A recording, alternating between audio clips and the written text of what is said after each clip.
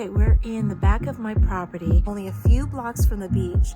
I turned one of the cottages into a short-term rental, and it's turned out so wonderfully well. The cottage used to be a little bit run down, as most of the property was a few years ago. We took it pretty much down to the studs and rebuilt it on a very, very tight budget.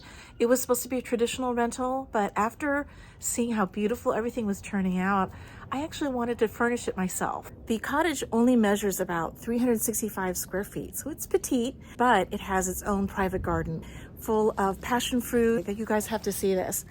So I transplanted a lot of the banana trees and the plants from my parents' garden to this garden. And look at this, you guys. Look at this. Is this the most cute thing ever? I've never grown bananas in my life. And look, bananas. I've got about a week before the new tenant comes in. I wanted to give the garden border bed a little bit more definition, plus really keep on budget. And I remember going to Lowe's a couple years ago and passing by the roof supply department, and I found these really cool scalloped edged, what I thought was molding at the time, and it was used on roofs to hold corrugated panels.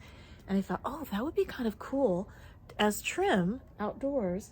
And that's what we're going to do today. For an 8-foot piece, it was $6.98. So I can trim this entire garden plot for about $66.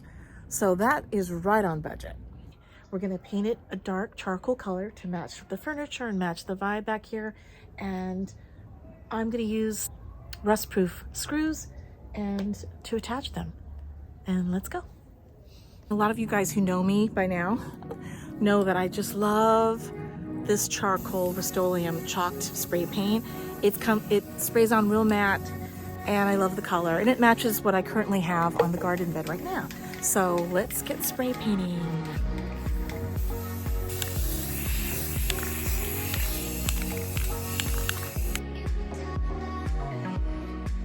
Now that we've got everything painted, I want to make sure that they're pretty water resistant, so I'm going to just spray them with a clear sealant coat.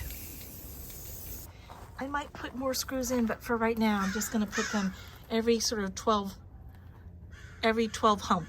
Let's put it that way. So let's go. 1, 2, 3, 4, 5, 6, 7, 8, 9, 10, 11, 12. Let's just put it right here.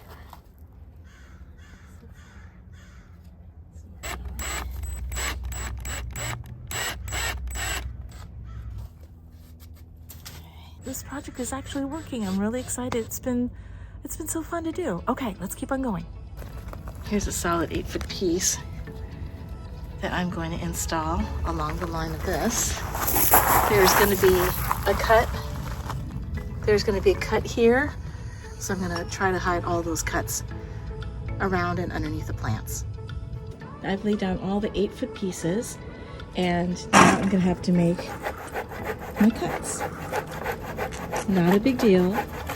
I have an old miter saw set, and that's all I'm going to use to make the cuts. Nothing fancy. All right, here we go. Our last piece to go in. So let me see if I can do this one-handed. So we're going to hide the seam underneath this little plant. Little plant. Put this in here.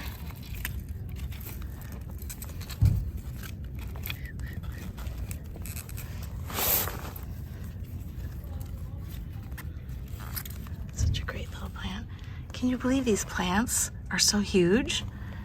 They started out as little tiny cuttings. That's what I love about succulents. So I just took this little seam in underneath the plant, and I think this looks... Well, the garden border is all installed. What do you think? I ended up spray painting the screw heads and the wooden frame base to match. That's what I call an easy refresh. See you right here next time for more Nutshell Living small space tips and tricks.